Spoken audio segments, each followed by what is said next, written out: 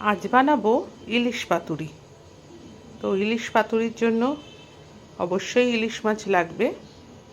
তো ইলিশ পাতুরি আজকে আমি কলা পাতার মধ্যে করে করব। তো অনেক দিন থেকেই ভাবছিলাম যে একটু কলা পাতার মধ্যে ইলিশ মাছ করব। এমনি তো অনেক সময় এমনিভাবেই রান্না হয়, হয়তো সর্ষে পোস্ত দিয়ে ভাপানো করা হয় বা পাতলা ঝোল রান্না করা হয়, কিন্তু কলা পাতায় সবসময় করা হয় না। তো যাই হোক, আজকে আমি কলা পাতার মধ্যে ইলিশ মাছ রান্না করে তোমাদেরকে দেখাবো। তো ইলিশ মাছটা আমি কেটে নিচ্ছি, মাছগুলো পিস করে নেব। আমি বাজার থেকে গোটা মাছটাই নিয়ে এসেছিলাম, আমি যেহেতু বাড়িতে কাটবো বলে। তো এবার মাছগুলোকে আমি সব পিস করে নেব। খুব টাটকা ছিল মাছটা। যাই হোক, মাছটাকে এবার পিস করে নেব,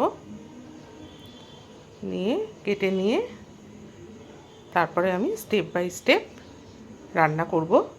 খেতে কিন্তু অসাধারণ লাগে ইলিশ মাছ। তো এই আমার কাটাটা চলছে। আর বন্ধুরা, তোমরা সবাই আমার ভিডিওগুলো কি দেখছো একটু প্লিজ সবাই কমেন্ট করো, একটু কমেন্ট শেয়ার করো, বা আরও একটু কেমন করলে ভালো হয় সেটা আমাকে একটু বলো, তাহলে আমি সেইভাবে আরও করব। তো মাছটা আমার প্রায় কাটা শেষের দিকে, কাটা প্রায় হয়ে এসছে। বাজার থেকে মাছটা আমি কাটিয়েই আনতে পারতাম, কিন্তু যেহেতু আমি রান্নাটা ভিডিও করব, ওই কারণে মাছটা আমি নিয়ে এসেছিলাম, যে মাছটা আমি কেটেই রান্না করব আজকে। তো আমার মাছটা দেখো প্রায় কাটা শেষের পথে। তো এবার আর একটু সামান্য কিছুই বাকি, মাছটা কাটা হয়ে গেছে। দেখো, কেটে ভালো করে ধুয়ে আমি নুন হলুদ মাখিয়ে মাছটাকে রেখে দিয়েছি। মাছটাকে নুন হলুদ মাখিয়ে প্রায় আধ ঘন্টা মতন আমি ফ্রিজে নর্মাল রেখে দিয়েছিলাম। আর একটা বাটির মধ্যে আমি সাদা সর্ষে, কালো সর্ষে, পোস্ত, কাঁচা লঙ্কা দিয়ে আমি একটা পেস্ট করে নিয়েছিলাম। নিয়ে তারপর আবার এখান থেকে যে মাছগুলো ম্যারিনেট করে রেখেছিলাম নুন হলুদ দিয়ে অল্প করে, সেই মাছটার মধ্যে আবার একটু নুন, হলুদ, কাঁচা লঙ্কা, সর্ষের তেল আর পোস্ত, সাদা সর্ষে, কালো সর্ষের যে পেস্টটা করেছি সেই পেস্টটা দিয়ে খুব ভালোভাবে মাছটাকে আমি মেখে নেব।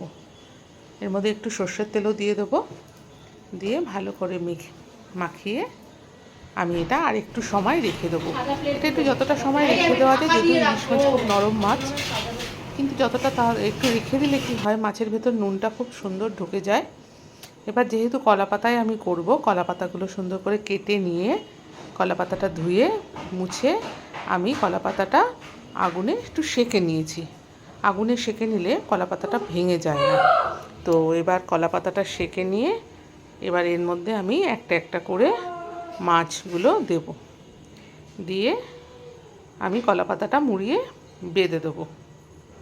খুব অল্প সময়ের রান্না, বেশি একটা সময় লাগে না, কিন্তু খেতে কিন্তু অসাধারণ লাগে। তো এই দেখো, মাছটা আমি দিয়ে দিয়েছি, এর উপরে একটা করে লঙ্কাও দিয়ে দেবো। দিয়ে আমি এরপর আস্তে আস্তে পাতাটাকে চারপাশ থেকে চেপে ধরে আমি একটা সুতো দিয়ে বেঁধে দেবো, যাতে মশলাটা না বেরিয়ে যেতে পারে। তো আমি আরেকটাও করে দেখাচ্ছি।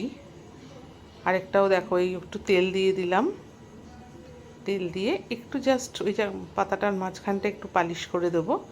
পালিশ করে দিয়ে এবার এর উপরে মাছটা দিয়ে দেবো। আমি এটা দুটো মাছ করে দেখালাম। এই মশলাটাকে আগে একটু সামান্য মশলাটা দিয়ে নেবো, দিয়ে তারপরে মাছটা আমি দেবো। মাছটা দিয়ে এর উপরে একটা লঙ্কা দিয়ে দেবো।